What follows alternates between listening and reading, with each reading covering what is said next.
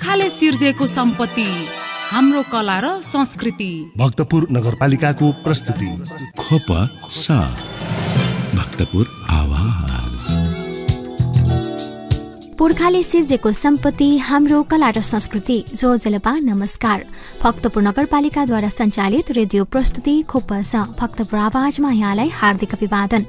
कार्यक्रम खोपस तपाईले साताको 3 विभिन्न दिन सुन्न सक्नुहुन्छ, जस अन्तर्गत हरेक सोमबार बिहान 7:30 बजेदेखि 8 बजेसम्म भक्तपुर नगरको शिक्षा, स्वास्थ्य र पर्यटन सम्बन्धी विषयवस्तु सुन्न सक्नुहुन्छ भने हरेक बुधबार बिहान 7:30 बजेदेखि 8:30 बजेसम्म खोपसको बुलेटिन विशेष प्रस्तुति सुन्न सक्नुहुन्छ र हरेक शुक्रबार साँझ 6:30 बजेदेखि 7 बजेसम्म भक्तपुर नगरको कला, संस्कृति र सम्पदा विशेष प्रस्तुतिसँग जोडिन सक्नुहुन्छ मात्र भक्तपुर FM 105.4 मेगाहर्जको रेडियो तरङ्ग मार्फत। साथै देश विदेशका विभिन्न स्थानमा रहनुहुने तपाईँ श्रोताले हामीलाई www.bhaktapurfm.com.np लगइन गरेर वा युट्युब च्यानल खोपसा मार्फत पनि सुनेर साथ दिन सक्नुहुन्छ। र सधैँ चाहिँ खोपसाको बुधबार विशेष श्रृङ्खलाका साथमा म प्रस्तुता सन्ध्या ह्युङ्गुजु लगायत खोपसा परिवार उपस्थित भइसकेका छौं। आजको श्रृङ्खलामा श्रावण 2 गते मनाइने भ्रष्टाचार विरोधी दिवसको पृष्ठभूमि, त्यसको महत्त्व, सरकारको भूमिका लगायतका विविध विषयमा नेपाल क्रान्तिकारी किसान संघका उपाध्यक्ष एवं वडा नम्बर 6 का वडा सदस्य गोविन्द दुवालसँग अन्तरङ्ग कुराकानी गर्नेछौं। त्यसैगरी सहकारी क्षेत्रमा देखेका व्यतिथि, सदस्यले ध्यान दिन आवश्यक कुरा, नियमन सम्बन्धी एक रिपोर्ट सुन्नेछौं। साथै भ्रष्टाचार न्यूनीकरण र नियन्त्रण गर्न के गर्नु पर्ला र यसमा नागरिकको कस्तो दायित्व छ त भन्ने विषयप्रति सर्वसाधारणको प्रतिक्रिया आजको जनताको आवाजमा समेट्नेछौं। साथमा साताभरिका भक्तपुर नगरपालिकाका विविध गतिविधिहरू छँदैछन्। भ्रष्टाचार आजभोलि संसारभरि एउटा साझा समस्याका रूपमा बढिरहेको छ। भ्रष्टाचार एउटा सामाजिक चुनौती हो जसको प्रभावले देशको आर्थिक, राजनैतिक र वैचारिक पृष्ठभूमिलाई नकारात्मक असर पार्ने गर्दछ। यसले आर्थिक उन्नतिलाई धराशायी बनाउँछ र शासन व्यवस्थालाई कमजोर तुल्याउँदछ। मान्छेहरूमा बढ्दो धन कमाउने लालसा, नैतिकतामा कमी, गैर कानुनी र छोटा कमाउने बाटाहरू अपनाउने चलनले भ्रष्टाचारले संसारभरि जरा गाडेको छ, जसबाट नेपाल कति पनि अछुतो छैन। ट्रान्सपेरेन्सी इन्टरनेसनलद्वारा प्रकाशित करप्सन पर्सेप्सन इन्डेक्समा नेपाल भ्रष्टाचारीमा 34 अङ्कका साथमा 113औं स्थानमा रहेको छ। 43 भन्दा कम अङ्क प्राप्त गर्ने मुलुकमा व्यापक भ्रष्टाचार भएको मानिन्छ। यसबाट भ्रष्टाचार नियन्त्रणमा नेपाल सरकार गम्भीर नभएको देखिन्छ। भ्रष्टाचारको विषयमा बोलिरहँदा साउन 2 गतेको भ्रष्टाचार विरोधी दिवस एक ऐतिहासिक दिवसका रूपमा लिइन्छ। भ्रष्टाचारले जुनसुकै क्षेत्रलाई जकडिरहेको अवस्थामा किसानहरूका निम्ति खोलिएको सहकारी संस्था पनि तत्कालीन समयमा अछुतो रहन सकेन। भक्तपुरमा 2023 सालमा किसानहरूको बचत कोष व्यवस्थित गर्ने उद्देश्यले नवदुर्गा बहुमुखी सहकारी संस्थालाई सम्पूर्ण जिन्सी बचतको जिम्मा लगाइएको थियो। तर किसानहरूबाट बिउ बिजन रासायनिक मल खादको व्यवस्थाका लागि उठाइएको कोष तत्कालीन पदाधिकारीहरूले आफ्नो व्यक्तिगत फाइदाका लागि प्रयोग गर्न थाले। ती भ्रष्टहरूले बचतबाट व्यक्तिगत फाइदाका लागि व्यापार व्यवसाय गर्न थाले। बिना तमसुक ऋण दिने, नक्कली तमसुक बनाई बचत हिनामिना गरेर भ्रष्टाचार गर्थे। तर केही अगुवा किसान कार्यकर्ताहरूले ती भ्रष्ट पदाधिकारीहरूको जाल साजी किसानहरूको माझ उद्दाङ्ग्याएपछि पीडित किसानहरूले तिनीहरूलाई उल्टो टोपी लगाइदिएर नगर परिक्रमा गराई दण्ड सजाय दिएका थिए। यसकै स्मरणमा हरेक वर्ष श्रावण 2 गते भक्तपुरमा भ्रष्टाचार विरोधी दिवस मनाइने गरिन्छ। अत विगतका इतिहासलाई अध्ययन गरी भ्रष्ट शासक विरुद्ध आजका नयाँ पुस्ता अघि बढ्न आवश्यक देखिन्छ। यसै सेरोफेरोमा रहेर भ्रष्टाचार विरोधी दिवस सम्बन्धी विविध कुराकानी गर्न आज हामी माझ हुनुहुन्छ नेपाल क्रान्तिकारी किसान संघका उपाध्यक्ष गोविन्द दुवाल, साथमा हुनुहुन्छ सहकर्मी सरिता दुवाल। आजको बसाइमा हामीले विशेष गरेर भ्रष्टाचारसँग सम्बन्धित रहेर कुराकानी गर्नेछौँ र यो बीचमा नेपाल भ्रष्टाचार व्याप्त मुलुककै श्रेणीमा रहेको छ। हाल पनि विगतको 2 वर्षको भ्रष्टाचारको अङ्कलाई हेर्ने हो भने अहिले पनि भ्रष्टाचारमा सबैभन्दा अगाडि नेपाल रहेको छ हैन। यो सिलसिलामा चाहिँ हालको सन्दर्भमा चाहिँ भ्रष्टाचार कसरी भइरहेको देखिन्छ तपाईको विचारमा? अब भ्रष्टाचारको कुरा गर्नु पर्दाखेरि वास्तवमा यो सामन्तवाद र यो पुँजीवादमा भ्रष्टाचार हुने गरेको यो नयाँ कुरा पनि होइन। भ्रष्टाचार त पुँजीवादी व्यवस्थाको गहना नै भन्ने कुरा पनि हुन्छ। किनभने जसले भ्रष्टाचार गर्न सक्यो ती भ्रष्टाचारहरूले पुरस्कार हुने, मन्त्री बनाउने, भ्रष्टाचारहरूले माथि माथि लाने, जस्तो पञ्चायत व्यवस्थामा त्यस्तै भएको थियो। अहिले पुँजीवादमा झन् बढी भएको छ। त्यसकारण नै यो भ्रष्टाचारलाई प्राथमिकता दिएको जस्तो लागेको छ। यसको खास व्यवस्थाकै दोष हो। हजुर, नेपालमा होइन अब यो जुन प्रवृत्ति छ भ्रष्टाचार गर्नेहरूलाई एउटा दण्ड सजायको सट्टामा पनि तपाईँले भने जस्तै गरेर जुन प्रोत्साहन गरेर पुरस्कार दिने व्यवस्था छ पहिला होइन, यस कारणले पनि भ्रष्टाचार बन्दै गइरहेको छ नि त। विशेष गरी यो भ्रष्टाचार गर्नुको मुख्य कारण चाहिँ के हो जस्तो लाग्छ? किन गर्छन् भ्रष्टाचार चाहिँ? अब भ्रष्टाचार गरेको मुख्य कारण आफ्नो स्वार्थको निमित्त जे पनि गर्ने, मानिसहरू मानवीय हिसाबले हेर्ने दृष्टिकोण कमी भएको हो र राजनीतिक क्षेत्रमा यसमा बढी भइराखेको छ। किनभनेकि राजनीतिक क्षेत्रमा भनौँ पञ्चायत व्यवस्थामा हामीले सुरुदेखि नै हामीले पनि राजनीति गर्दै आएका हौँ। अब पञ्चायतको समयमा हाम्रो देशको अवस्था, देशका बहुमत जनता किसानहरूको अवस्थाको विषय अलिकति मैले भन्नुपर्ने हुन्छ। किनभनेदेखि देशमा चाहे तराई होस्, हिमाल होस्, पहाडमा होस्, त यो उपत्यकामा होस्, वास्तविक किसानहरूको अवस्था दयनीय अवस्था थियो। किसानहरूले आफ्नो छोराछोरी नाति नातिनीहरूलाई नै खुवाउनलाई पनि धौडौ थियो। किसानहरू एउटा एक जोरो लुगा पनि राम्ररी लाउन पाउने अवस्था थिएन। किसानका छोराछोरी बच्चाहरूलाई पढाउनलाई धेरै गाह्रो थियो र फेरि किसानका छोराछोरी गरिबका छोराले धेरै अङ्ग्रेजी पढ्न गयो भने, स्कुलमा गयो भने आमा बाउ मान्दैन, हजुरबा मान्दैन, देवता मान्दैन भने प्रतिक्रियावादीहरूको सामान्यको प्रचार भएको थियो। त्यसकारण त्यस बेलादेखि नै हाम्रो नेपाल मजदुर किसान पार्टीको अध्यक्ष कामरेड नारायण बिजुछेज्यूले बिस्तारै हाम्रो नेपालमा साँच्चै किसानहरूलाई हामीले बुझाउन नसकेसम्म, किसानले चेतना दिन नसकेसम्म यो देश विकास हुँदैन र देशमा अन्य अत्याचारबाट मुक्ति हुनलाई धेरै गाह्रो हुन्छ। त्यसकारण अन्य अत्याचारबाट शोषित पीडित जनताले मुक्तिबाट दिलाउनकै निमित्त मार्क्सवाद, लेनिनवाद, माओवादीको विचार अनुसार नै जनताले चेतना बढाउने, राजनीतिक चेतना, वर्गीय चेतना, वर्ग सङ्घर्षको कुरा उहाँले विषय सुरु गर्नुभयो। त्यसैको फलले आज भक्तपुरकै सन्दर्भमा भन्नुपर्दाखेरि पनि पञ्चायत कालदेखि नै भ्रष्टाचारको विरोधमा नेपालमा सबभन्दा पहिले भक्तपुरमै भएको हो, हामीले गरेका हौँ। सर, यो विशेष गरी होइन अहिलेको अवस्थामा चाहिँ पहिले त किसान आन्दोलनहरूमा भ्रष्टाचार हुन्थ्यो होइन, किसानहरूलाई चाहिँ दबाएर किसानहरूको जुन श्रम हुन्छ उहाँहरूको परिश्रमलाई चाहिँ उहाँहरूको परिश्रममाथि चाहिँ भ्रष्टाचार गरिन्थ्यो होइन। अहिले चाहिँ विशेष गरेर त्यस्तो कुन ठाउँमा चाहिँ चरम भ्रष्टाचार भएको देखिन्छ? अब जस्तै लिएर भन्ने हो भने सामान खरिद बिक्रीको क्रममा, सरकारी सेवा प्रवाह, कुन क्षेत्रमा चाहिँ बढी भ्रष्टाचार भइरहेको देखिन्छ अहिले? वास्तवमा कुन क्षेत्र भन्दाखेरि जिल्लाको हिसाबले गरेर मालपोत, अब भूमिस्तार जसै हुना अरू कार्यालयहरूमा पनि भ्रष्टाचार बढी आएको छ भन्ने कुरा धेरै प्रश्न भइसकेको छ। जनताले यसको विरोध गर्दैछौँ, हाम्रो पार्टीले, हाम्रो किसान सङ्घले पनि विरोध गर्दैछौँ र हाम्रो भक्तपुरको इतिहास भन्नुपर्दाखेरि मालपोतका कर्मचारीले घुस खाएको, हाकिमले घुस खाएको हामीले फिर्ता लिएर जनताले हामीले दिएका छौँ। साथै सिडिओ कार्यालयका हाकिम नै, सिडिओ साहबले नै घुस खाएको हामीले सिडिओसँग पनि हामीले फिर्ता लिएर जनताले हामीले बुझाएका छौँ। र देशभित्रको कुरा गरौँ, अहिले राजनीतिक क्षेत्रमा धेरै भ्रष्टाचार भएको हामी देख्छौँ। किनभनेदेखि सरकारमा गएर जनताको सेवा गर्नुको सट्टा सरकारमा गएर विदेशीहरूले नेपाली जनतालाई सहयोग गरेको उद्योग धन्दाहरू निरीक्षण गरेर जुन भ्रष्टाचारकै निमित्त यो निरीक्षण गरेको हो। एकातिर पुँजीवादी दृष्टिकोणले पुँजीपतिहरूको पुँजीवादी व्यवस्था बलियो पार्न निरीक्षण गर्ने, सामूहिक जनताको सामूहिक सम्पत्ति, देशको सामूहिक सम्पत्तिलाई जनताको सबै जनताको देशभित्रकै सम्पत्ति व्यक्तिलाई दिनु भनेको यो गलत हो।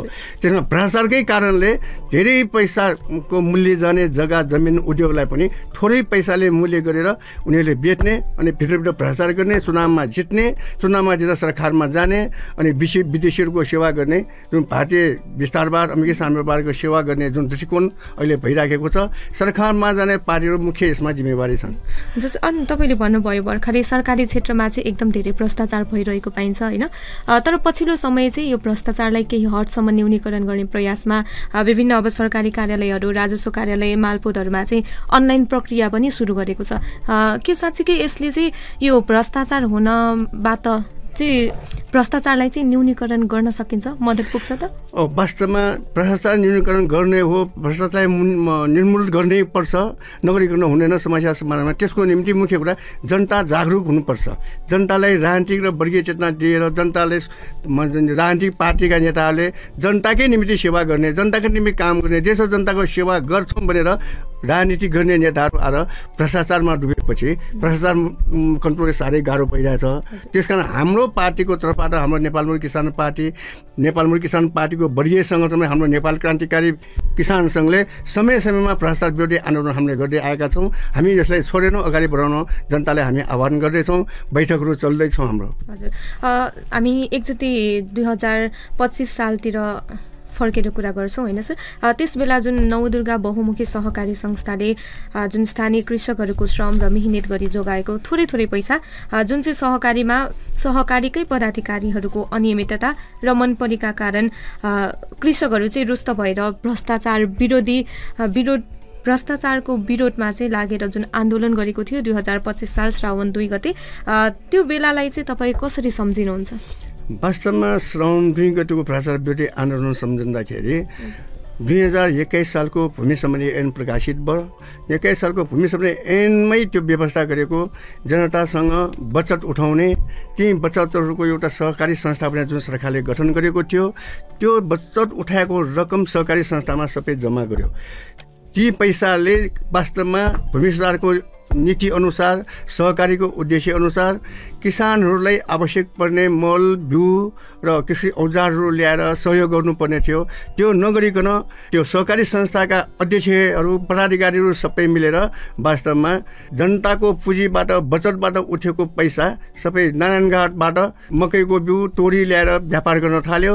र जुन जनतासँग बचत उठाउँदाखेरि जनताको गाउँ गाउँमा, घर घरमा भैँसी बेच्न लगाएर, बाख्रा बेच्न लगाएर जुन उठाएको थियो, त्यो उद्देश्य विपरीत सहकारी संस्थाका पदाधिकारी जुन काम गरेको थियो त्यसको विरुद्धमा हामीले सङ्घर्ष गरेका हौँ। सर, यो अब जुन श्रावण 2 गतेको घटना छ, योभन्दा अगाडिको स्थिति र अब तत्कालीन जनजीवनको बारेमा चाहिँ कतिको फरक छ, भिन्नता? अब वास्तवमा भूमि सुधार आउनुभन्दा पहिलेको अवस्था त मैले अघि नै भनिसकेँ। किसानहरू, काम गरी खाने मजदुर किसानहरूले, गरिबहरूले यो देशको म नागरिक हो भनेर राम्ररी उसले पढ्ने अवसर थिएन, छोराछोरी पढाउने अवसर थिएन, बिरामी परे पनि औषधि उपचार गर्ने अवसर थिएन।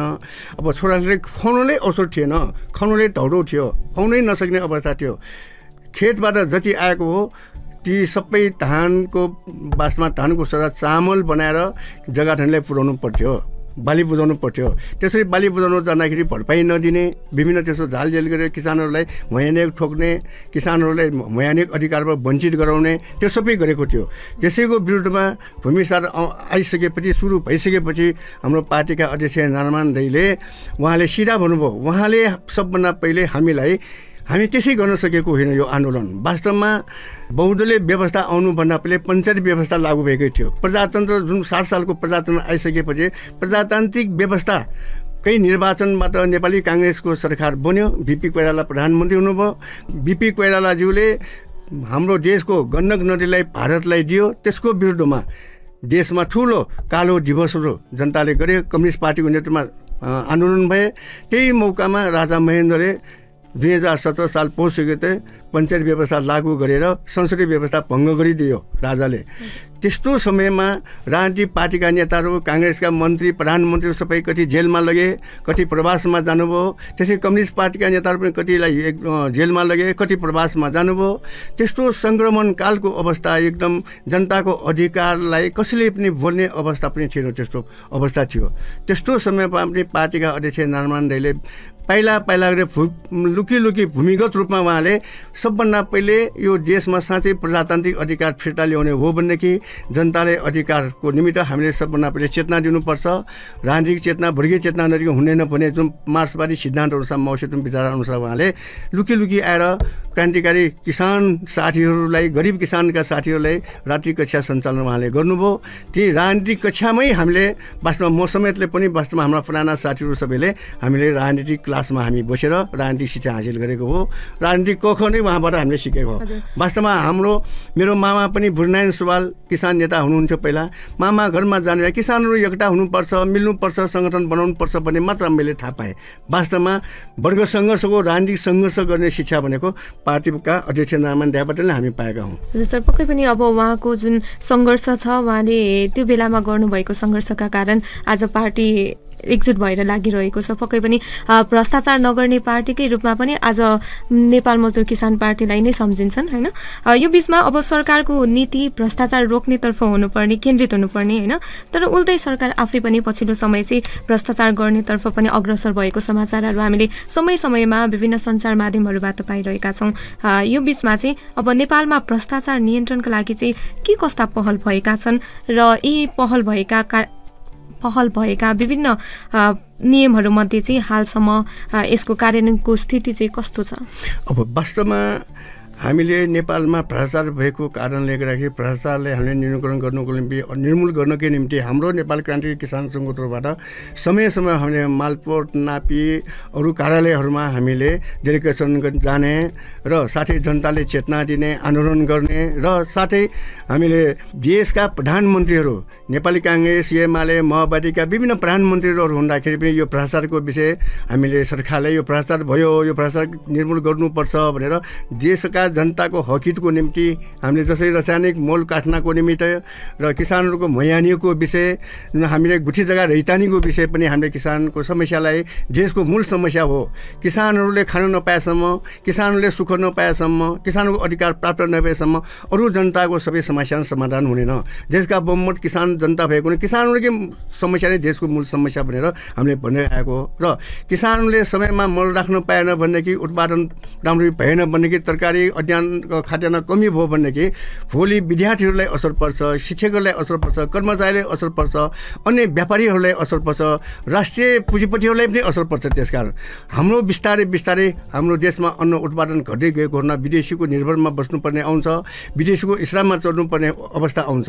त्यो अवस्था आउन दिनुहुन्न भनेर हामीले समयमा मल काट्नको निमित्त पनि, अधिकारको निमित्त पनि, किसान मजदुरको हकको निम्ति हामीले देशका प्रधानमन्त्रीहरू सबै सत्तामा जाने राजनीतिक पार्टीका नेतालाई हामीले ज्ञापन पत्रहरू हामीले दिँदैछौँ। हजुर सर, जुन अब भ्रष्टाचार नियन्त्रणको लागि तपाईँहरूले यति धेरै कदमहरू चालिसक्नु भएका छन् होइन, यी मध्ये पनि अब जति पनि कदमहरू चाहिँ तपाईँहरूले चाल्नु भएको छ, कतिको प्रभावकारी चाहिँ भएको छ, यसको नतिजा के छ? वास्तवमा अब प्रभावकारी नै अलिकति पनि नभएको त होइन, तर मुख्य यसमा प्रभावकारी चलाउनु पर्ने वास्तवमा कर्मचारी नियुक्ति गर्ने बेलामा नै तपाईँको हामीले सुनेअनुसार मालपोतमा कर्मचारी आउनुको निमित्त माथि घुस खुवाएर आउनुपर्ने भन्ने कुरा पनि हामीले सुनेका छौँ जनमानसबाट। त्यस्तै अर्को एउटा कुरा, वास्तविक कुरा, हाम्रो भक्तपुर नगरपालिकामा एकचोटि भक्तपुरका मालपोत हाकिमलाई हामीले बोलाएर, हाम्रो पार्टीका साथीहरूले बोलाएर नगरपालिकामा हामीले छलफल गऱ्यौँ, उहाँलाई हामीले कुरा राख्यौँ साथीहरूबाट हामी सबै मिलेर। ल भक्तपुरमा विभिन्न कार्यमा भ्रष्टाचार भइरहेको छ, त्यसमा पनि बढी मालपोतमा भ्रष्टाचार भइरहेको छ, त्यसमा यसमा निराकरण गर्नु पर्यो, जनताले यसो गुनासो आइरहेको छ भनेर मालपोत हाकिमसँग हामीले सोच्दाखेरि त्यसबेला हाम्रा पार्टीका अन्य साथीहरू पनि हुनुहुन्थ्यो। सिधा मालपोत हाकिम साहबले भन्नुभएको थियो त्यसबेला भ्रष्टाचार भएको कुरा तपाईँले राख्नुभयो, तर भ्रष्टाचार भएका जति पनि पैसा छ ती पैसाहरू राष्ट्रपतिका पुछै पुगेन मलाई थाहा छैन, प्रधानमन्त्रीज्यूका भागभन्दा पुगेकै छ, प्रधानमन्त्रीका पनि भाग पुग्छ भनेर उहाँ सिधा भन्नुभएको थियो। त्यसकारण माथिबाट यो भ्रष्टाचारलाई प्राथमिकता दिएको, भ्रष्टाचारलाई प्रोत्साहन दिएको कारणले यो कन्ट्रोल हुन नसकेको। यसको मुख्य सरकारमा जाने राजनीतिक पार्टीका नेता र सरकार जिम्मेवार हो। हजुर, अब तपाईँले भनिहाल्नु भयो जहाँ तहीँ पनि भ्रष्टाचार होइन, हामी जहाँ जाँदा पनि भ्रष्टाचारकै बारेमा सुनिरहेका हुन्छौँ, तर यो भ्रष्टाचार गर्नेलाई चाहिँ जुन उचित दण्ड सजायको व्यवस्था नभएको हो कि अब भ्रष्टाचार गर्नेले गर्दै गइरहेको छ, उनीहरूलाई केही भनिरहेको छैन? अघि तपाईँले सुरुमा पनि भन्नुभयो भ्रष्टाचार गर्नेलाई चाहिँ प्रोत्साहनको रूपमा लिइरहेको छ होइन। यस किसिमले हेर्दाखेरि चाहिँ जुन अहिले पछिल्लो समय चाहिँ भ्रष्टाचार गर्नेलाई चाहिँ के कस्तो दण्ड र सजायको व्यवस्था गरिदियो भने चाहिँ यो भ्रष्टाचार न्यूनीकरणमा चाहिँ सहयोग पुग्छ जस्तो लाग्छ? वास्तवमा भ्रष्टाचारले न्यूनीकरण गर्ने त वास्तवमा सरकार नै हो गर्नुपर्ने। हामीले जनताको कुरा हामीले राख्ने भयो, जनताको समस्या भएको हुनाले जनतालाई भ्रष्टाचार गरेर जुन अन्याय भइराखेको यसको विरुद्धमा हामी कार्यक्रम त बराबर राख्दैछौँ, हामी सरकारले खचखचाउँदैछौँ, तर यसको गर्ने मुख्य कन्ट्रोल गर्ने सरकारै हो। तर सरकारले नै भ्रष्टाचारीहरूले प्रोत्साहन दिएको सरह गरेर प्रमोसन गर्ने, आफ्नो मान्छेलाई जागिर खुवाउने त्यो भइराखेपछि यहाँ कहाँ प्रमोसन यो भ्रष्टाचार कन्ट्रोल हुन्छ? भ्रष्टाचार झनै बढेछ। हामीले पञ्चायतको बेलामा हामीले भ्रष्टाचारीहरूलाई उल्टो टोपी लगाएर हामीले घुमायौँ। वास्तवमा व्यक्ति हाम्रो कुनै शत्रु होइन। कृष्णबहादुर चौगुठी भने सहकारी संस्थाको जुन अध्यक्ष हो, नवदुर्गा सहकारी संस्थाको अध्यक्ष कृष्णबहादुर चौगुठी हाम्रो व्यक्तिगत रूपमा कुनै हाम्रो शत्रु पनि होइन। उहाँले एक पैसा हाम्रो खाएको पनि छैन, हामीले उहाँको एक पैसा खाएको पनि छैन। तर राजनीतिक हिसाबले वास्तवमा किसानहरूलाई दुःख दिएको हुनाले किसानहरूको बचतलाई उनीहरूले भ्रष्टाचार गरेको दुरुपयोग गरेको हुनाले त्यसको विरुद्धमा हामीले सङ्घर्ष गऱ्यौँ। श्रावण 2 गते हामीले सङ्घर्ष गऱ्यौँ। त्यसै असार 19 गते 2026 सालमा हामीले सङ्घर्ष गऱ्यौँ। उहाँलाई उल्टो टोपी घुमाएर देश घुमायौँ। त्यस बेला पनि प्रहरीहरूलाई ल अब हामीले गर्ने सजाय यति नै हो, यो भ्रष्टाचारले सरकारले कारबाही गर्नुपर्छ भने हामीले प्रहरीलाई हामीले बुझाइदियौँ। तर प्रहरीले बुझाएर प्रहरीले त झन् दरबार गर्न लगेर भाषण गर्न लगायो हो त्यो कृष्णप्रसाद चौधरीलाई। हामीलाई यसरी उल्टो टोपी लगाएर घुमाउनेहरूले भोलि यो पञ्चायत व्यवस्थाको विरुद्धमा बाँकी राख्ने छैन, पञ्चायत व्यवस्था पनि खत्तम गर्छ, त्यसै यिनीहरूलाई जेलमा राख्नुपर्छ भनेर बोल्न लगायो। त्यसपछि फेरि उहाँलाई प्रमोसनको रूपमा जिल्ला पञ्चायतको उपसभापति बनाएर प्रमोसन दियो। हेर्नुहोस् है, भ्रष्टाचारीलाई झन् फाइदा दियो। यसैको हाम्रो विरोधी हो। अहिले पनि यो पुँजीवादी व्यवस्था, यो बौद्धोली व्यवस्था आइसकेपछि यसरी झन्डै हुँदै आएको छ। अब भ्रष्टाचारको विषय देशभित्र सबै भइराखेको जहाँ पनि कुरा उठिरहेको छ। हाम्रो भक्तपुरमा मात्र देशभित्र नै सबै ठाउँमा भ्रष्टाचार बढ्यो भनेर कुरा आइराखेको छ। तर स्थानीय निकाय पनि बढी भ्रष्टाचार भइरहेको छ भने पत्रपत्रिका हामी सुन्छौँ। तर हाम्रो भने के स्थानीय निकाय होस्, सरकारमा जानेहरू जोसुकै होस्, भ्रष्टाचारीहरूलाई बाँकी राख्नुहुन्न, कारबाही गर्नुपर्छ। यदि भक्तपुरमा हाम्रो नगरपालिकामा हाम्रो वडामा कुनै त्यस्तो भ्रष्टाचार भएको छ भने सरकारले कारबाही गरोस्। हामी पुरा हाकका रूपमा हामी दिन भन्छौँ। हजुर, भनेपछि भ्रष्टाचार गर्नेहरूलाई चाहिँ अब दण्ड सजाय दिँदै नलग्ने हो भने चाहिँ उनीहरूमा आत्मबल फेरि पनि गर्ने साहस हुन्छ नि त। त्यही भएर पनि भ्रष्टाचारलाई चाहिँ छिटै न्यूनीकरण गर्न चाहिँ आवश्यक देखिन्छ होइन। अब देशलाई विकसित हुन नदिने र जनतालाई विपन्नताबाट मुक्त नदिने एउटा मुख्य अवरोधको रूपमा पनि अहिले भ्रष्टाचार नै रहिरहेको छ। यो भ्रष्टाचार न्यूनीकरण गर्ने कुरामा चाहिँ एउटा ठुलो पदहरू सरकारी कार्यालयहरू मात्र नभइकन एउटा व्यक्तिगत नागरिक र सम्बन्धित निकायको सजगता चाहिँ कस्तो रहेको छ र यो विषयमा अब सम्बन्धित निकायहरू या व्यक्तिहरू चाहिँ कतिको गम्भीर भएको देखिन्छ? वास्तवमा गम्भीरको कुरा हामी त सधैँ गम्भीरै छौँ। किनभने हाम्रो नेपाल मजदुर किसान पार्टीका नेपाल क्रान्ति किसान सङ्घ, नेपाल क्रान्ति विद्यार्थी सङ्घ, युवा सङ्घ अनि वर्गीय सङ्गठनका महिला सङ्घका सबै साथीहरूले अहिले वास्तवमा भन्नुपर्दा कि यस्तो भ्रष्टाचारको विरुद्धमा, अन्य अत्याचारको विषयमा समयमा हाम्रो कार्यक्रम दिनेछौँ। कार्यक्रममा हामी सबै सहभागी भएर हामी सरकारलाई खबरदारी दिनेछौँ। यसको स्वर, जनताको स्वर सुन्ने सरकार हो, सरकारले कारबाही गर्नुपर्ने, त्यो भइरहेको छैन। हजुर, यो भ्रष्टाचार नियन्त्रणमा होइन सरकार मात्रै नभइकन एउटा स्थानीय तहले पनि आफ्नो मातहतमा भएका भ्रष्टाचारहरूलाई कतिपय कुराहरूमा चाहिँ नियन्त्रण गर्न सकिन्छ। यो विषयमा चाहिँ स्थानीय तहको चाहिँ भूमिका के हुनुपर्छ जस्तो? अरू स्थानीय तहको विषय त सरकारले हेर्ने कुरा हो। स्थानीय तहका जनप्रतिनिधिले हेर्नु। हाम्रो भक्तपुरको स्थानीय तह हामी भन्छौँ नगरपालिकाभित्र त्यसो गलत काम चाहिँ भइरहेको छैन भन्ने कुरा हामीले जानकारी छ। यदि कुनै त्यसो भक्तपुर नगरपालिकामा त्यसो गरिएको छ भने हामी त्यसको पनि हामी छानबिन गर्छौँ, त्यसको पनि हामी विरोध गर्छौँ। किनभने हाम्रो नेपाल मजदुर किसान पार्टीका अध्यक्ष नारायण राई 2019 सालमा पञ्चायतको निर्वाचनमा वडा नम्बर, त्यसबेलाको वडा नम्बर 8बाट उहाँ निर्वाचित भएर जानुभएको छ वडा सदस्यमा। त्यसबेला नगरपालिकामा भ्रष्टाचार भएको विषय उहाँले धेरै सङ्घर्ष गर्नुभयो पार्टीका साथीहरूले। तर त्यसबेला साथीहरूलाई नै फाटो ल्याउने काम त्यसबेलाको पञ्चायत व्यवस्थाका पदाधिकारीहरूले गरियो, जसको फलस्वरूप भ्रष्टाचारीहरूले नगर पञ्चायतबाट निकाला गरेको इतिहास छ, नगरपालिकाबाट सजाय दिएको इतिहास छ, जनताले उनीहरूलाई सजाय दिएको इतिहास छ। यो नै हाम्रो एउटा उपलब्धि भन्छ र हामी भन्छौँ। हजुर सर, तपाईँले अघि कार्यक्रमको सुरुवातमा पनि भन्नुभयो होइन, हाम्रो देश भक्तपुरमा चाहिँ विशेष गरेर सहकारीले चाहिँ भ्रष्टाचार गरेको सुरुवातमा होइन, किसान वर्गहरूमाथि चाहिँ भ्रष्टाचार गरेको हो, त्यहीबाट सुरु भएको। अब सहकारीकै कुरालाई जोड्दाखेरि अहिले पनि सहकारीहरू कतिपय भाग्ने चलनहरू छ, कतिपय सहकारीहरू चाहिँ डुबिरहेको छ होइन। यो विषयलाई जोड्ने हो भने चाहिँ सदस्य महानुभावहरूले चाहिँ संस्थामा एउटा सदस्य भइसके पछाडि के कस्ता कुराहरूमा चाहिँ ध्यान दिन आवश्यक छ त? वास्तवमा हरेक जनताले त्यसै सहकारीमा पैसा राख्ने अब शेरवाला साथीहरू, किसान जनता, मजदुरहरू, सबै व्यापारी हो, सबै नेपाली जनता नै हो। सबैले आफ्नो सम्पत्ति राखिएको ठाउँको सहकारीको विषय सबैले चिन्ता लिनु आवश्यक छ। र हरेक वर्षमा समयमा कार्यक्रम हुन्छ, समयमा विरोध गर्ने अवसर आउँछ। अब एउटा अहिले मैले देखेको सहकारी संस्थाको कार्यक्रमहरूमा धेरै जो छ लाभांश पाउने अनि खाजा खाने, खाजा खुवाउने त्यस्तो नभएको भए मान्छेहरू त्यहाँ जानु पनि जानेन। वास्तवमा अलिकति यो पनि अलिकति जनताको पनि कमजोरी छ भने मैले महसुस गरिरहेको छु। आफ्नो सम्पत्ति कसैले खेत बेचेर पैसा राखेको छ, कसैले व्यापारबाट आएको पैसा राखेको छ, कसैले मजदुरी गरेर पैसाबाट फाइदा लिनुको पछिको लागि राम्रो होस् भने पैसा राखेको छ। आफूले राखेको पैसाको हिसाब किताब खोज्ने त्यहाँ अवसर हो।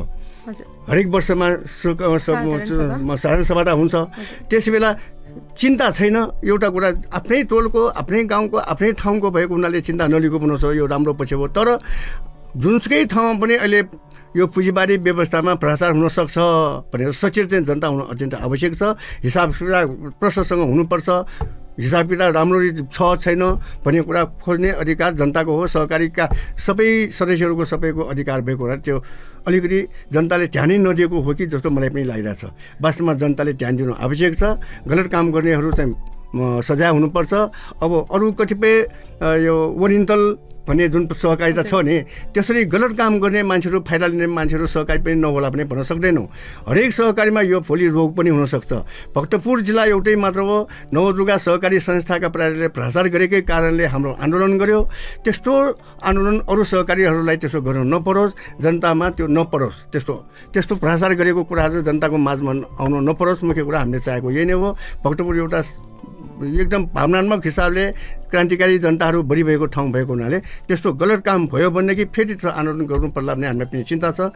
त्यो हुनु नपरोस् भन्ने हाम्रो चाहना हो।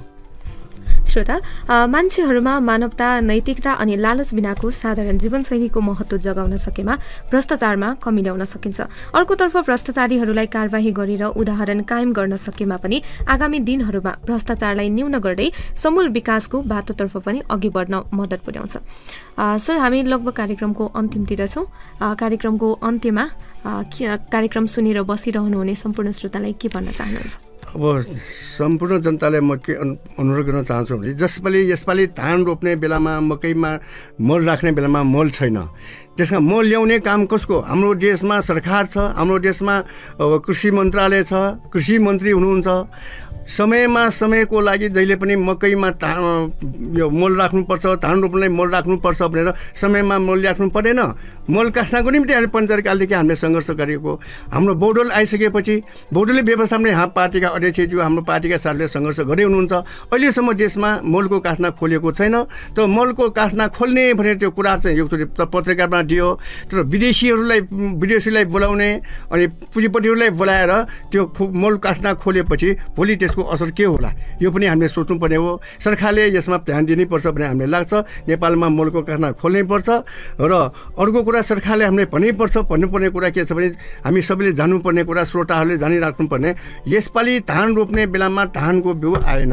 बिउ राख्ने बेलामा धानको बिउ चीनबाट धानको बिउ सधैँ आइराखेको, यसपालि छिक्न लगाएन। तर हामी के भन्छौँ भने चीनबाट पनि छिक्न लगाउनु नपरोस्, भारतबाट पनि छिक्न लगाउनु नपरोस्, कुनै पनि विदेशीबाट छिकाउनु नपरोस् न। तर हाम्रै देशमा कृषि सम्बन्धी पढ्न गएका विज्ञहरू, कृषि कार्यालयका हाकिमहरू धेरै हुनुहुन्छ। तर कृषि मन्त्रीहरू हुनुहुन्छ। उहाँहरूले देशलाई चाहिने हावापानी सुहाउन, तराईकै हावापानी सुहाउन, त्यसै हिमाल क्षेत्रको लागि हिमाली क्षेत्रकै चिउसो सक्ने सुहाउँदो हावा, यो धानको बिउ, मकैको बिउ, अन्य बिउ बिजनहरू, उपत्यकाको लागि त्यसै हावापानी सुहाउँदो बिउ बिजनहरू तयार गर्न लगाउनुपर्छ। त्यो किन नगरेको? हामीले बारम्बार प्रधानमन्त्रीज्यूहरूलाई, हरेक पार्टीका प्रधानमन्त्रीज्यू हुँदाखेरि हामीले नेपाल क्रान्तिकारी किसान सङ्घको तर्फबाट जिल्ला प्रमुख अधिकारीज्यू मार्फत ज्ञापन पत्र पठाएका छौँ। अहिलेसम्म सरकारले त्यसमा ध्यान दिएको छैन। नेपाल क्रान्तिकारी किसान सङ्घ भक्तपुरका मात्र होइन, देशभरका किसान जनताको, नेपाली जनताको तर्फ हाम्रो यसमा विरोध छ। र अर्को कुरा एउटा भन्नुपर्दाखेरि कृषि सम्बन्धी पढ्न गएका 16 जना विदेशमा गएर पढ्न पठाउने विद्यार्थीहरूको पैसा खर्च गर्न नपरिकन सरकारकै उसबाट विदेशमा पढ्न पठायो। ती विद्यार्थीहरूले त्यहाँ विदेशमा गएर पढिसकेपछि, विज्ञ भइसकेपछि नेपालमा नफर्किकन विदेशमै गायब भयो भने पत्रपत्रिकामा आएको छ, हामीले सुनेका छौँ। त्यसका यसरी गलत काम गर्ने विद्यार्थीहरू, अब प्राविधिकहरू अथवा विज्ञहरूलाई सरकारले किन छोडिराख्यो? विदेशबाट पनि छिकाएर कारवाही गर्नुपर्छ। नेपालको सम्पत्तिलाई खर्च गरेर जाने, आफ्नो सम्पत्ति खर्च गर्न नपरिकन नेपालकै निम्ति फर्केर काम गर्नुपर्छ भन्ने धारणा किन छैन? त्यसमा ती विज्ञहरू आज कुन पार्टीका नेताहरूको मानिस पर्यो, कुन पार्टीका हाकिमहरू पर्यो, अधिकृतहरू पर्यो तिनीहरूले कारबाही गर्नुपर्छ भने नेपाली क्रान्ति किसानसँग आवाज छ। श्रोता, हामी कार्यक्रम खोपसाको अन्तर्वार्ता विशेष श्रृङ्खलाको अन्तिममा पुगिसकेका छौँ। सर, आफ्नो कार्य व्यस्तताको बावजुद पनि कार्यक्रममा आइदिनु भयो। यहाँको अमूल्य समय र जानकारीको लागि धेरै धेरै धन्यवाद। ल, तपाईँहरूले पनि धेरै धन्यवाद। नेपाली क्रान्ति किसान सङ्घका साथीहरूले हामीलाई बोलाएर जुन जनताको माझमा हामीले राख्ने अवसर दिनुभयो उसलाई धन्यवाद छ। र अन्तमा म के भन्न चाहे, हामी भक्तपुरका जनता, हाम्रो भक्तपुरका किसानहरू मात्र होइन, देशभरिका किसान जनताहरू, गरिब जनताहरूले यो किसानहरूको हक हित भनेको, किसानहरूको समस्या भनेको देशको मूल समस्या भएको हुनाले किसानहरू, देशका बहुमत जनता किसानले खान पाएन भनेदेखि, किसानहरूले दुःख भोग्नु पऱ्यो भने त्यसको असर देशभरिलाई पर्छ। किसानहरूको आर्थिक अवस्था माथि आयो भनेदेखि किसानहरूले एक जोर जुत्ता किन्न गए पनि, एक जोर लुगा किन्न गए पनि, किसानका छोराछोरी बहिनीहरूले यो सामान किन्न गए पनि पसलहरू चल्छन्। त्यस कारण किसानहरूको समस्याको कारणले सबैलाई असर परेको हुँदा किसानको आर्थिक अवस्था माथि आयो, गरिबहरूको आर्थिक अवस्था माथि आयो, किसान मजदुरहरूको आर्थिक अवस्था माथि आयो भनेदेखि, किसानका छोराले राम्रै पढ्न पायो भनेदेखि त्यसको असर देशभरिलाई राम्रो हुन्छ। सबै व्यापारीहरूलाई पनि राम्रो हुन्छ, पसल चलाउनेहरूलाई पनि असर पर्छ, विद्यार्थी त्यसै किसान मात्र नभइकन मजदुरहरूलाई पनि सबैलाई राम्रो असर हुने भएको हुनाले किसानको हितको निम्ति किसान मजदुर सबै जनताहरू सबै मिलेर अन्याय अत्याचारको विरुद्धमा सबैले सङ्घर्ष गर्नको लागि तयार भएर हामी लागिरहनुपर्छ भने म अनुरोध गर्दै बिदा हुन्छु। धन्यवाद। पुर्खाले सिर्जेको सम्पत्ति, हाम्रो कला र संस्कृति। भक्तपुर नगरपालिकाको प्रस्तुति। खोप साथ, भक्तपुर आवाज। कार्यक्रममा पुनः स्वागत। तपाईँ सुन्दै हुनुहुन्छ भक्तपुर नगरपालिकाद्वारा सञ्चालित रेडियो प्रस्तुति खोपसा भक्तपुर आवाज। साथमा छु म प्रस्तुता सन्ध्या ह्युङ्गजु। आजको बचत भोलिको आधार भन्ने कुरालाई जनसमुदायमा सचेत बनाउनका निम्ति देशका विभिन्न स्थानहरूमा सहकारी संस्थाहरू स्थापित छन्। जनसमुदायको अवस्था, आवश्यकता र चाहना साकार पार्ने प्रयास अनुरूप सहकारी संस्थाहरूले विविध सेवा सुविधा प्रदान गर्दछन्। सहकारी संस्था प्रत्यक्ष रूपमा सदस्यको सम्पत्ति हो भने अप्रत्यक्ष रूपमा समुदायको सम्पत्ति हो। सहकारी संस्थाहरूले प्रजातन्त्र, समानता, न्याय, ऐक्यबद्धता, स्वावलम्बन, इमान्दारिता, आर्थिक पारदर्शिता जस्ता सहकारी मूल्य र मान्यताको पालना गरेको हुनुपर्दछ। तर केही त्यस्ता सहकारी संस्थाहरू पनि छन् जसले यी मान्यताहरूको पालना नगरी दर्ता बिना जनताहरूलाई लोभ देखाई आर्थिक दुरुपयोग गरिरहेको पाइन्छ। अत हरेक व्यक्तिले पूर्ण जानकारी पश्चात मात्र कुनै पनि सहकारी संस्थामा सदस्य बन्ने चेतना आफूमा जागृत गराउन आवश्यक छ। यसै सन्दर्भलाई समेटेर सहकर्मी श्रीराम काशीस्वाले तयार पार्नुभएको रिपोर्ट कार्यक्रमको अबको प्रस्तुतिमा। सहकारीको साधारण अर्थले सहकार्य, सहअस्तित्व, समान कार्य वा सँगसँगै गरिने कामलाई बुझाउँछ। यसरी सँगसँगै मिलेर काम गरी आफ्नो आर्थिक, सामाजिक र सांस्कृतिक हैसियत माथि उठाउन गरिएको सामूहिक प्रयासलाई नै सहकारी भनिन्छ। सहकारी क्षेत्रको विकासका लागि विगतमा धेरै प्रयासहरू गरिएको भए पनि अपेक्षित रूपमा उपलब्धि हासिल हुन सकेको छैन।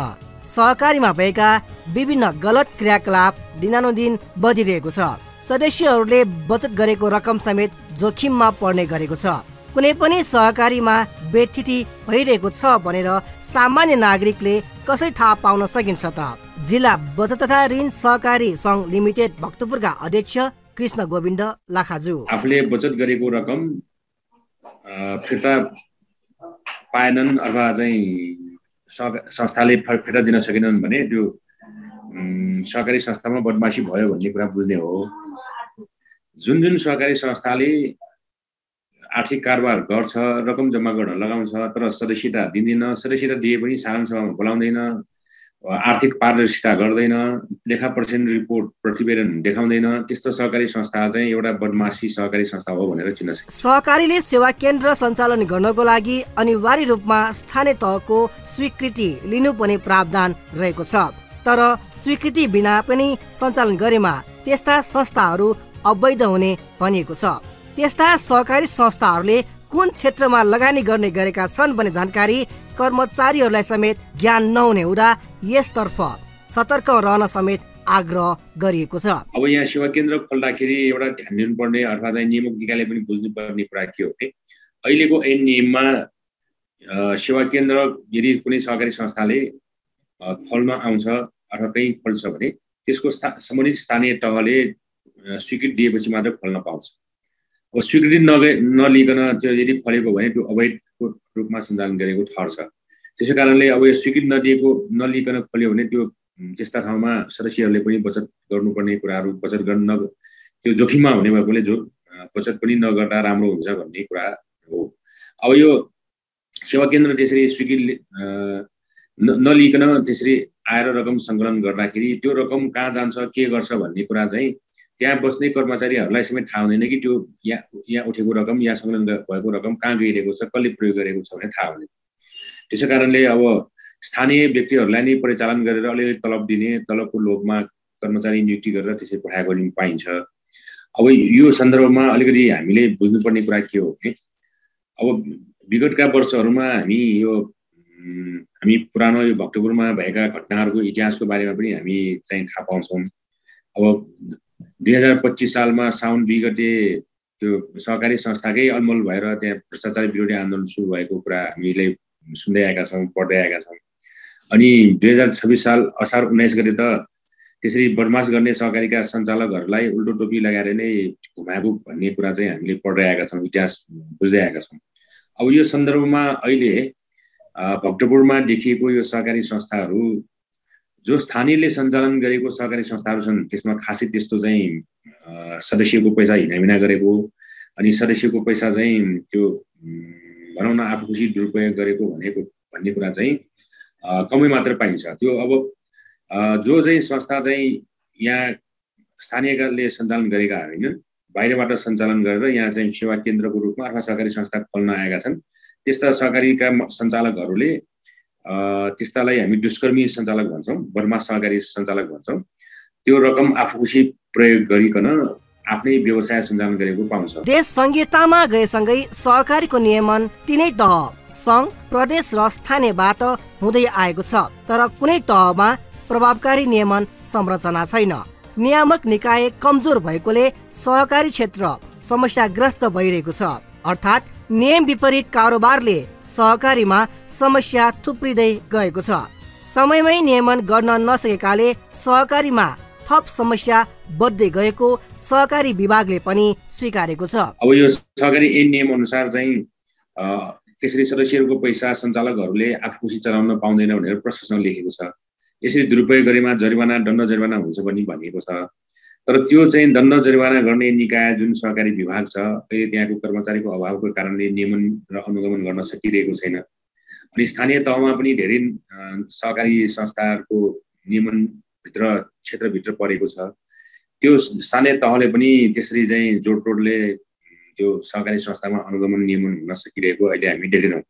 त्यसै कारणले यो सहकारी संस्थामा सदस्यलाई अधिकार दिएको छ कि छैन, रकम सञ्चालकले दुरुपयोग गरेको छ कि छैन, ब्याजमा विभेद गरेको छ कि छैन, ऋणमा ब्याजमा विभेद गरेको छ कि छैन, अनि ऐन नियम अनुसार र सुशासन अन्तर्गत पारदर्शिताका कुराहरू गरेको छ कि छैन, यो सबै कुराहरू हेर्न थाल्यौँ भने एउटा चाहिँ स्थानीयले चलाएको समुदायमा आधारित सहकारी संस्थालाई चाहिँ अलिकति मजबुत तरिकाले बनाउनुको लागि अझै हामीले भनौँ न ऐन नियम र सुशासनमा चलाउनुको लागि हामी मद्दत गर्न सक्छौँ। हामी त्यसलाई चाहिँ अलिकति टेवा पुर्याउन सक्छौँ र त्यसलाई बदमास गर्ने सहकारी जसले चाहिँ दुरुपयोग नै गरेको छ आफू खुसी रकमै अपचलन गरेको छ भने त्यस्ता सहकारी संस्थालाई अहिले पनि कानुन त सजाय गर्ने कुराहरू पनि छ।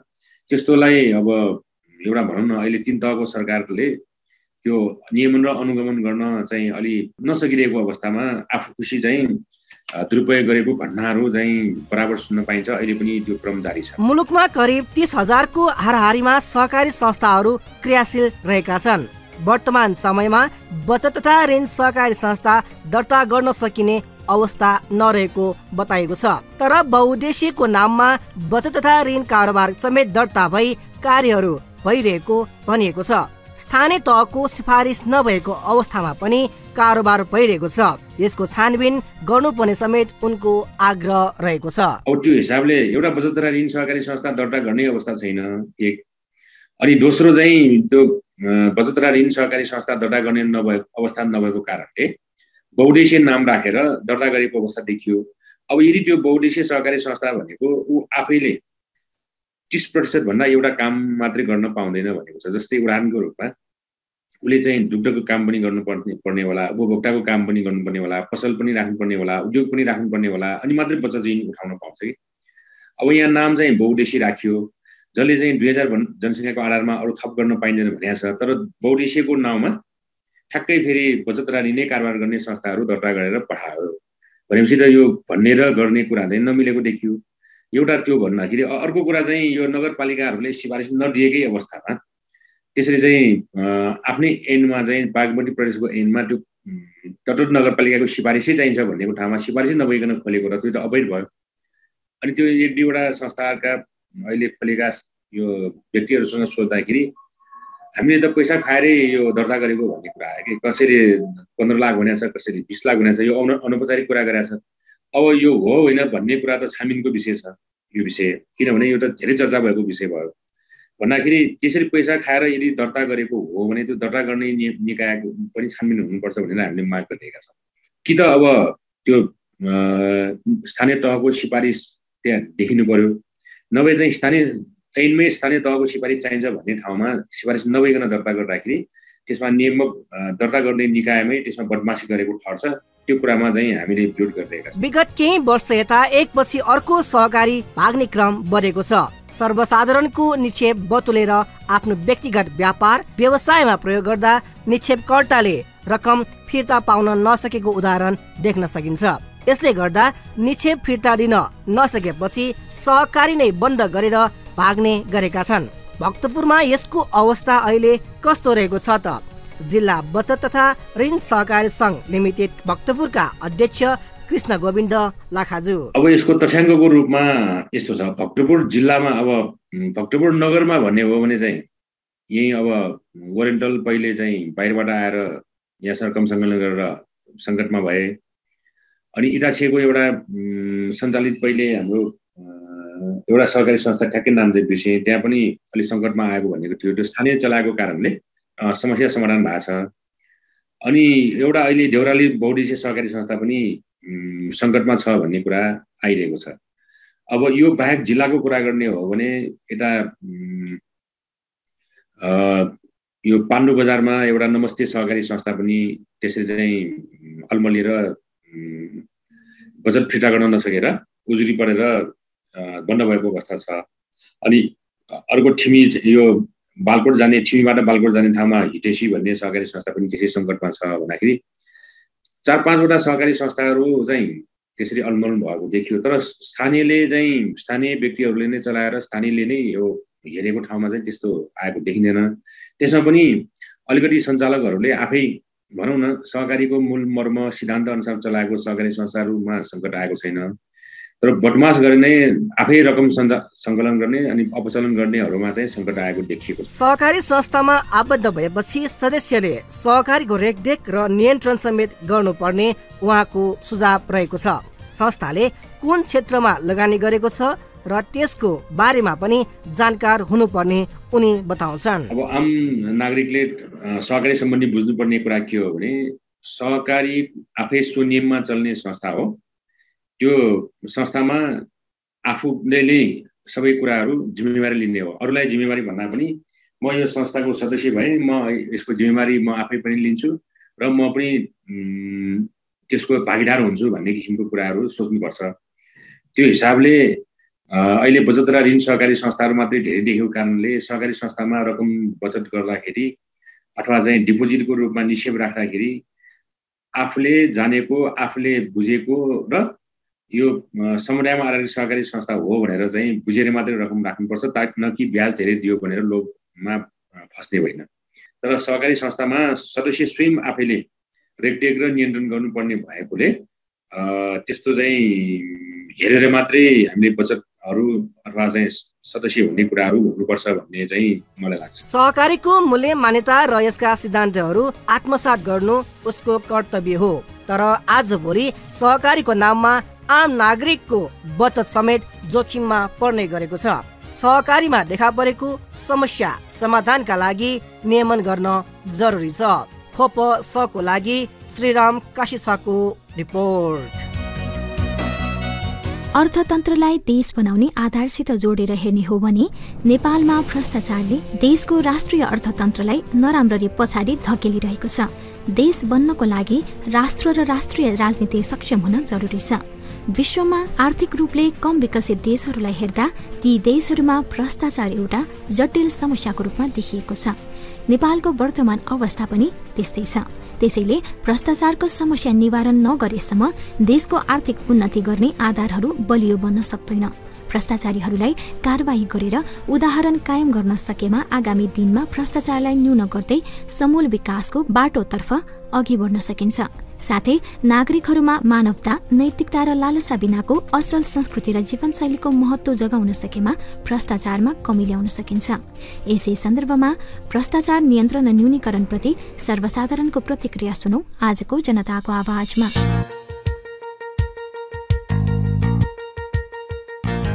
म लक्ष्मी प्रसाद गाईजु, वडा नम्बर 9, जिल्ला तचपाल भक्तपुरमा बस्छु। नेपालमा भ्रष्टाचार बढ्दै जानुको कारण र यसको न्यूनीकरणका उपायहरूलाई म निम्नअनुसार व्याख्या गर्न चाहन्छु। सार्वजनिक स्रोत, साधन, सम्पत्ति, अधिकार एवं अवसरको दुरुपयोग गरी व्यक्तिगत स्वार्थ प्रयोग गर्ने कार्य भ्रष्टाचार हो। नेपालमा भ्रष्टाचार न्यूनीकरण गर्ने संवैधानिक, कानुनी एवं संस्थागत व्यवस्था गरिएको छ र पनि नेपालमा भ्रष्टाचार बढ्दै गएको पाइन्छ। भ्रष्टाचार बढ्नुमा व्यक्तिगत लोभ, लालच एवं स्वार्थ हो। राष्ट्रप्रति माया प्रेमको अभाव हो। भ्रष्टाचार बढ्नुमा खास गरी आर्थिक, सामाजिक, राजनीतिक, प्रशासनिक वातावरण तथा परिवेशले महत्त्वपूर्ण भूमिका खेल्दछ। पारिवारिक अवस्थाले पनि यसमा प्रभाव पार्दछ। प्रविधिको कमजोर प्रयोग भएको अवस्थामा पनि भ्रष्टाचार मौलाएको पाइन्छ। यसरी भ्रष्टाचार बढ्नुमा विभिन्न कारणहरू जिम्मेवार हुन्छन्, जसलाई निम्नअनुसार उल्लेख गर्न सकिन्छ। 1. राजनीतिक अस्थिरता हुनु। राजनीतिक दल तथा कार्यकर्ता भ्रष्टाचार नियन्त्रण तथा न्यूनीकरण गर्नुपर्छ भन्ने भावना नहुनु। उच्च तहको नेतृत्वमा दृढ राजनीतिक इच्छाशक्ति नहुनु। 2. सार्वजनिक ओहदामा बस्ने तथा नबस्ने सबैले मिलेर देश विकास गर्नुपर्दछ भन्ने भावनाको अभाव हुनु। राष्ट्रिय स्वार्थ अनुरूप सार्वजनिक साधन स्रोतको उचित परिचालन सञ्चालन हुन नसक्नु। 4. भ्रष्टाचार नियन्त्रण र न्यूनीकरणका लागि राष्ट्रिय अभियान सञ्चालन हुन नसक्नु। 5. सार्वजनिक सेवा प्रवाह गर्ने आम राष्ट्रसेवक, कर्मचारी जिम्मेवार, जवाफदेही, पारदर्शी हुन नसक्नु। राष्ट्र निर्माणका हरेक कार्यमा आधुनिक उच्चतम प्रविधिको प्रयोग नहुनु। 7. सिस्टम नभई व्यक्तिले काम गर्ने पद्धतिको विकास हुनु। 8. प्रचलित ऐन नियम कार्यविधि पूर्ण रूपमा परिचालन पालना हुन नसक्नु, समसामयिक हुन नसक्नु। 9. गलत आचरण एवं भ्रष्टाचार जन्य कार्यलाई समाजले घृणाको रूपमा नलिनु। 10. निगरानी र नियन्त्रण गर्ने कार्यहरूबीच समन्वयको अभाव हुनु। 11. भ्रष्टाचार नियन्त्रण गर्ने निकाय सक्षम र कमजोर हुनु। भ्रष्टाचार न्यूनीकरणका उपायहरू म निम्नअनुसार व्याख्या गर्न चाहन्छु बुदागत रूपमा। भ्रष्टाचार न्यूनीकरण गर्नको लागि हामीले निम्नअनुसारका कुराहरू गर्न सकिन्छ। 1. सार्वजनिक सेवा निर्माण लगायतका सबै क्षेत्रमा आधुनिक प्रविधिको उच्चतम प्रयोग तथा विस्तार गर्ने। 2. सिस्टमले काम गर्ने वातावरण तयार गर्ने। 3. आधुनिक प्रविधिलाई भ्रष्टाचार नियन्त्रण गर्ने एक औजारको रूपमा विकास गर्ने। 4. प्रचलित कानुनको पूर्ण पालना गराउने र समसामयिक बनाउँदै जाने। 5. सामाजिक जागरण, सचेतना, सामाजिक बहिष्कार अभियान सञ्चालन गर्दै देशव्यापी बनाउने। 6. शिक्षा, स्वास्थ्य, आवास जस्ता पक्षमा राज्यले उचित ध्यान दिने। 7. राष्ट्रसेवक, कर्मचारी तथा राजनीतिक व्यक्तित्वको आचरण, अनुशासन, व्यवहार, सम्पत्ति, आय लगायतका हरेक पक्षको निगरानी र नियन्त्रण गर्दै प्रत्येक नागरिकको राष्ट्रिय अभिलेख बनाउने र समसामयिक बनाउँदै जाने। 8. राज्य विरुद्ध हुने हरेक अपराधको कडा कानुनी कारबाहीको व्यवस्था गर्ने। 9. राष्ट्रसेवक कर्मचारीको सेवा सुविधालाई सामूहिक एवं सान्दर्भिक बनाउँदै जाने। 10. खुल्ला नाका व्यवस्थित गर्ने। खुल्ला नाका भएपछि अपराधहरू हुने भएकोले खुल्ला नाकालाई व्यवस्थित गर्दै जानुपर्ने। 11. भ्रष्टाचार नभएका विभिन्न विश्वका अरू देशमा लागू भएका पद्धतिको अध्ययन अनुसन्धान गर्ने व्यवस्था मिलाउने। 12. प्रत्येक वर्ष भ्रष्टाचार नभएका कार्यालयको घोषणा गर्दै प्रोत्साहन गर्दै अगाडि जाने। यी माथिका आदि कुराहरू गरेमा नेपालमा भ्रष्टाचार नियन्त्रण न्यूनीकरण गर्न सकिन्छ भन्ने मलाई लाग्छ। म दिल्ली बहादुर पुन, बाँके नेपालगञ्जबाट। भ्रष्टाचार सम्बन्धी भन्नुपर्दा भ्रष्टाचारको मौलाउँदो रूप भनेको नीतिगत र संस्थागत हुनु हो र यो भनेको भ्रष्टाचारको जरा यति गहिरोसम्म पुगिसकेको हुन्छ कि सामान्य अवस्थामा त्यो जरो काट्न सकिन्न। यसर्थमा म तत्कालै भ्रष्टाचार नियन्त्रण या न्यूनीकरण हुन सक्ला भनी विश्वास गर्न सक्दिनँ। यद्यपि नागरिक स्तरमा गर्न सक्ने भनेको एउटा सशक्त नागरिक समाज गठन गरिनुपर्छ, जसमा देशभक्ति भावनाले ओतप्रोत भएका एकदम निष्कलङ्क, स्वतन्त्र, निष्पक्ष व्यक्तिहरू हुनुपर्छ र त्यसले देशभर सशक्त रूपमा परिचालित हुनुपर्छ। त्यसो भएमा निश्चित रूपमा भ्रष्टाचारले कम्तीमा नियन्त्रण र न्यूनीकरण नभए पनि बढोत्तरी नहोला र यो पनि ठुलो उपलब्धि हुनेछ भन्ने मेरो बुझाइ हो। म भक्तपुर नगरको भारवाचौ दुधपाटीमा बस्ने रामगोपाल बमन हुँ। मैले 2065-66 सालमा स्नातकोत्तरसम्म पढेको छु। हाल म सामाजिक कार्य अथवा समाजसेवामा आफूलाई समाहित गरेको छु। 2078 अन्तिमतिर उत्काटी रानीपोखरी पुनर्निर्माणमा दिनरात अहोरात्र मेहनत गर्नेहरूमध्ये म पनि एक हुँ। पुनर्निर्माणमा सुरुवातदेखि अन्तिमसम्म सम्पूर्ण गतिविधिमा आफूलाई समाहित गरेको छु। हामीलाई पुनर्निर्माणमा समाज केन्द्रित गरेर काम गर्यौँ। प्रत्येक मजदुर हामी बीच पारकभन्दा गहिरो सम्बन्ध स्थापित गरौँ। कसैलाई केही समस्या भयो कि सम्पूर्ण दुख्ने हुन्थ्यो। निर्माणमा पनि एक आपसमा निकै सरसल्लाह गर्यौँ र कामलाई निखार्थ्यौँ र राम्रो निर्माण गर्थ्यौँ। आर्थिक सवालमा पनि त्यस्तै हुन्थ्यो। कति रकम कति खर्च भयो सारा मजदुर र हामीमा स्पष्ट हुन्थ्यो। एक पैसा पनि तलमाथि हुन्नथ्यो।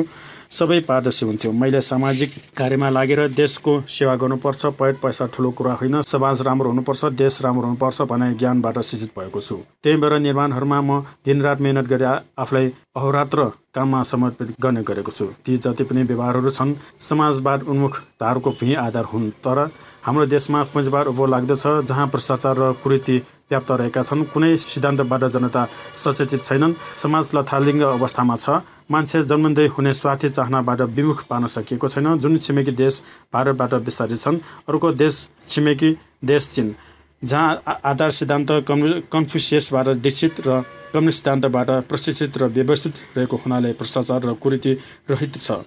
अत हाम्रो देशमा व्याप्त रहेको भ्रष्टाचार र कुरीतिलाई नियन्त्रणका लागि मलाई लाग्छ जनस्तरबाट नैतिकता, सामाजिक आचरण र व्यवहारको विकास, सम्भव भए कन्फ्युसियस सिद्धान्त प्रतिपादन गर्ने र हालको संस्थागत भ्रष्टाचार जस्ता क्रियाकलापलाई निर्मूल गर्न कराभन्दा करा कानुनी व्यवस्था गरी फाँसीसम्मको व्यवस्था गर्न सकिएमा भ्रष्टाचार निर्मूल गर्न सकिनेछ। श्रोता, हामी कार्यक्रमको अन्तिम प्रस्तुतिमा छौँ।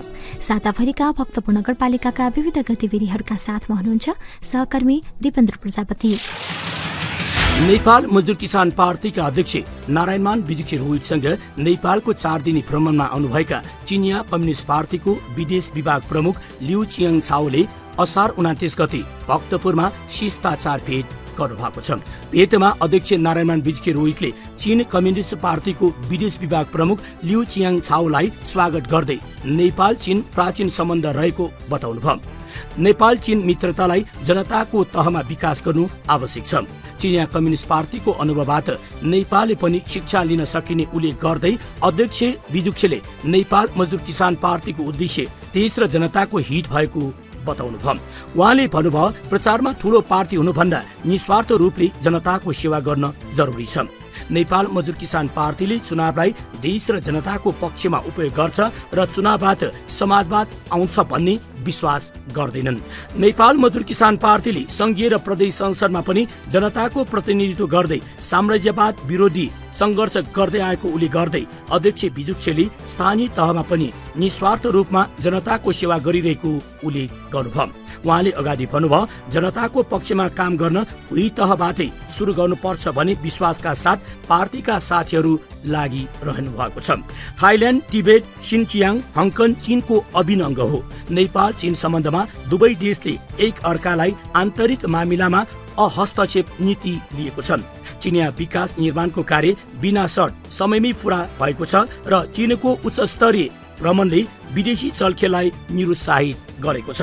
भेटमा चिनिया कम्युनिस्ट पार्टी विदेश विभाग प्रमुख लिउ चियाङ छाओले नेपाल मजदुर किसान पार्टी जस्तै चीन कम्युनिस्ट पार्टीको उद्देश्य पनि निस्वार्थ रूपमा देश र जनताको सेवा गर्ने भएको बताउनुभयो।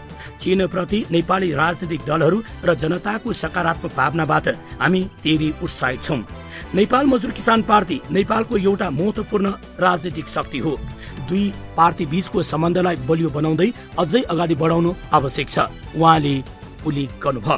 उहाँले भन्नुभयो, चीन छिमेकी देशहरूको सम्बन्धमा आन्तरिक मामिलामा अहस्तक्षेप आपसी सम्मान आपसी हितको सिद्धान्तबाट अगाडि बढिरहेको छ।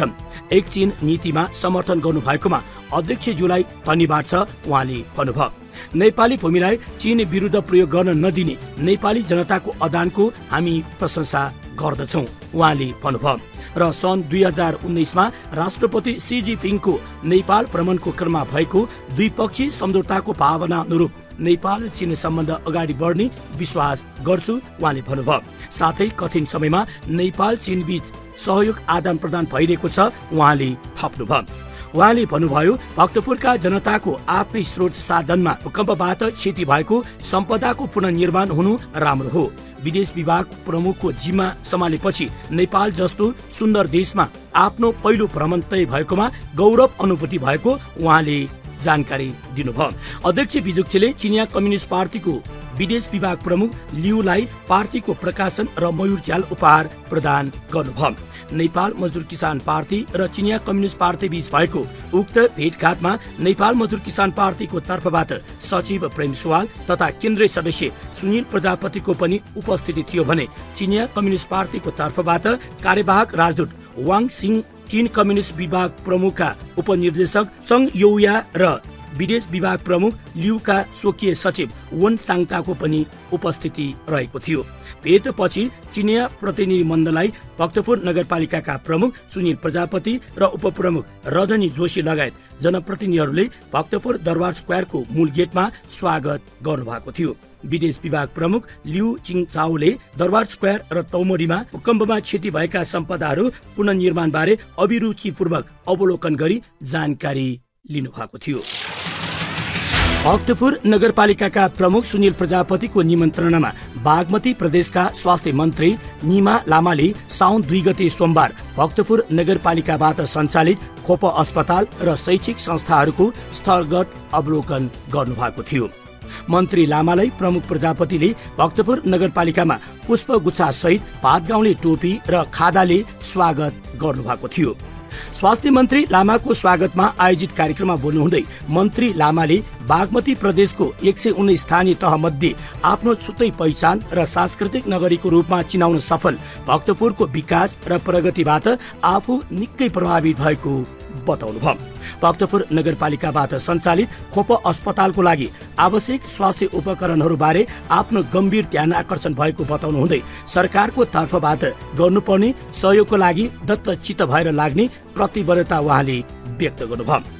भक्तपुरका सांस्कृतिक एवं पुरातात्विक सम्पदाहरूप्रति अपनत्व बढेको बताउनु हुँदै मन्त्री लामाले इमान्दार जनप्रतिनिधिहरूको पहलकै कारण भक्तपुरले आफ्नो छुट्टै पहिचान कायम गर्न सफल भएको हो भन्नुभयो। नेपाल भ्रमणमा आउने विदेशी पर्यटकहरूले भक्तपुर भ्रमणलाई प्राथमिकतामा राखी यहाँ घुम्न आउने गरेको स्मरण गर्नुहुँदै मन्त्री लामाले भक्तपुर नगरपालिकाले शिक्षा क्षेत्रमा खेलेको भूमिका प्रशंसनीय छ र अब स्वास्थ्य क्षेत्रमा पनि यस्तै प्रगति गर्दै जाने विश्वास व्यक्त गर्नुभयो। मन्त्री लामाले बागमती प्रदेशले क्यान्सर रोगी बिरामीहरूका लागि रु 50,000 को आर्थिक सहयोगलाई निरन्तरता दिँदै आएको बताउनु हुँदै विद्यालय नर्स कार्यक्रमलाई अझ व्यापकता दिँदै जाने योजनाका साथ अगाडि बढिरहेको बताउनुभयो। कार्यक्रममा बोल्नुहुँदै नगर प्रमुख प्रजापतिले खोप अस्पताललाई 100 शय्याको स्वीकृतिको लागि सहयोग गर्नु भएकोमा मन्त्री लामा र प्रदेश सांसदहरूलाई धन्यवाद दिनुहुँदै उक्त अस्पतालहरूले गत आर्थिक वर्षमा 45 भन्दा बढी जिल्लाका 1,70,000 भन्दा बढी जनताहरूलाई सस्तोमा स्तरीय स्वास्थ्य सेवा प्रदान गरेको अवगत गराउनुभयो। उहाँले खोप अस्पतालले दैनिक 700 भन्दा बढी बिरामीहरूको सेवा गरिरहेको पनि सो अवसरमा जानकारी दिनुभयो। खोप अस्पताल सञ्चालन तथा व्यवस्थापनका लागि आवश्यक स्वास्थ्य सामग्रीहरू सहयोगको लागि संघ र प्रदेश सरकार समक्ष पटक पटक अनुरोध गरिसकेको बताउनु हुँदै उहाँले सिटी स्क्यान, एमआरआई जस्ता स्वास्थ्य सामग्री नहुँदा जनताले धेरै दुःख पाइरहेको उल्लेख गर्नुभयो। भक्तपुर नगरपालिकाले व्यापक जनताको हितका निम्ति शिक्षा र स्वास्थ्य जस्ता विषयहरू न्यून शुल्कमा स्तरीय सेवा सुविधा प्रदान गर्दै समाजवाद उन्मुख दिशातर्फ अघि बढिरहेको स्पष्ट पार्नुहुँदै प्रमुख प्रजापतिले खोप विश्वविद्यालय सञ्चालन गर्ने चरणमा नगरपालिका प्रवेश गरिसकेको बताउनुभयो। आत्मनिर्भर अर्थतन्त्रको विकासले मात्र देशको विकास सम्भव हुने बताउनु हुँदै प्रमुख प्रजापतिले भक्तपुर नगरपालिकाले विदेशीको सहयोग बिना भक्तपुरका जनताको आफ्नै पहलमा क्षतिग्रस्त 126 वटा भन्दा बढी सम्पदाहरूको पुनर्निर्माण र जीर्णोद्धार सम्पन्न गरिसकेको बताउनुभयो। कार्यक्रममा नगर प्रमुख प्रजापतिले सांस्कृतिक सहर भक्तपुरको संक्षिप्त परिचय तथा विशेषताबारे अवगत गराउनु हुँदै भक्तपुर नगरपालिकाद्वारा सञ्चालित कलेज र अस्पतालबाट प्रवाहित सेवा सुविधाबारे पनि अवगत गराउनु भयो। सोही क्रममा बागमती प्रदेश सभा सदस्य सुरेन्द्रराज गोसाईले अन्तर्राष्ट्रिय जगतबाट भक्तपुरको विकास र समृद्धिबारे राम्रो मूल्याङ्कन भइरहेको बताउनु हुँदै नगरपालिकाको आफ्नै प्रयासबाट पुनर्निर्मित भक्तपुरका सम्पदाहरू विश्वमै गौरव गर्न लायक भएको बताउनु भयो। प्रदेश सरकारबाट खोप अस्पतालको लागि हुने सहयोगले नगर र नगरवासीका साथै विभिन्न जिल्लाबाट आएका बिरामीहरूको समेत हित हुने बताउनु हुँदै उहाँले भक्तपुरको पर्यटन र संस्कृतिको संरक्षण र प्रवर्धन गर्दै लानुपर्ने बताउनु भयो। कार्यक्रम पश्चात स्वास्थ्य मन्त्री लामाले भक्तपुर नगरपालिकाद्वारा सञ्चालित खोप माध्यमिक विद्यालय, खोप कलेज, शारदा मावि, शारदा कलेज, खोप अस्पताल, ब्रह्माइनी स्थित खोप अस्पताल अन्तरङ्ग सेवा, श्वास प्रश्वास पुनर्स्थापना केन्द्र, खोप इन्जिनियरिङ कलेज तथा खोप कलेज अफ इन्जिनियरिङको अभिरुचिपूर्वक स्थलगत अवलोकन गर्नुभएको थियो। अवलोकनका क्रममा स्वास्थ्य मन्त्री लामाले नगरपालिकाबाट सञ्चालित कलेज तथा अस्पताल स्थापनाको उद्देश्य र त्यसबाट प्रवाहित सेवा तथा सुविधाहरूबारे जानकारी लिनुभयो। उहाँले देशको लागि दक्ष जनशक्ति उत्पादन गर्न नगरपालिकाबाट सञ्चालित कलेजहरूले निकै ठूलो योगदान पुर्याइरहेको बताउनु हुँदै भक्तपुर नगरपालिकाबाट सञ्चालित खोप सर्कल अन्तर्गतका कलेज र अस्पतालको प्रगति उल्लेखनीय रहेको बताउनु भयो। उक्त कार्यक्रममा नेपाल मजदुर किसान पार्टी बागमती प्रदेशका सभासद सृजना सेजु, भक्तपुर नगरपालिकाका उपप्रमुख रजनी जोशी, भक्तपुर नगरपालिकाका प्रमुख प्रशासकीय अधिकृत कृष्ण गिरी र प्रशासकीय अधिकृत दामोदर सुवालको पनि उपस्थिति रहेको थियो। सोही क्रममा प्रमुख प्रजापतिले नगरपालिकाका प्रकाशनहरू, काष्ठकलाको मौलिक ख्याल र कलेजका प्रकाशनहरू पनि उपहार स्वरूप प्रदान गर्नुभएको थियो। तपाईलाई आजको कार्यक्रम कस्तो लाग्यो? आफ्नो सल्लाह सुझाव र प्रतिक्रिया अवश्य पठाउनुहोला। प्रतिक्रिया पठाउने ठेगाना कार्यक्रम खोपसा भक्तपुर आवाज भक्तपुर नगरपालिका। तपाईले आफ्नो प्रतिक्रिया फेसबुक पेज भक्तपुर नगरपालिका वा भक्तपुर म्युनिसिपालिटी मार्फत पनि पठाउन सक्नुहुन्छ। साथै भक्तपुर नगरपालिकासँग सम्बन्धित सम्पूर्ण सूचना वा जानकारी नगरपालिकाको वेबसाइट भक्तपुर.mun.gov.in मा पनि हेर्न सक्नुहुन्छ। र थप जानकारीका लागि नगरपालिकाका प्रकाशनहरू खोपपौ र भक्तपुर मासिक पनि पढ्न सक्नुहुन्छ। कार्यक्रम अवधिभर सुनेर साथ दिनुहुने तपाईँ श्रोतालाई हार्दिक धन्यवाद। कार्यक्रम तयार पार्न सहयोग गर्नुहुने सहकर्मीहरू रविन्द्र कुशी, श्रीराम काशीस्वा, सरिता दुवालाई विशेष आभार। कार्यक्रमका लागि आवश्यक सल्लाह र सुझाव प्रदान गर्नुहुने रविन्द्र ज्याखो र दिपेन्द्र प्रजापतिलाई हार्दिक धन्यवाद र प्राविधिक सहयोगका लागि राजेश हाडा र रवि हाडालाई विशेष आभार। शुक्रबार साँझ 36 बजेदेखि 7 बजेसम्म खोपसाको कला संस्कृति र सम्पदा विशेष प्रस्तुतिका साथ म उपस्थित हुने नै छौँ। तबसम्मका लागि म प्रस्तुता सन्ध्या हिङ्गोजु लगायत खोपसा परिवारलाई बिदा दिनुहोस्। तपाईको समय शुभ बितोस्।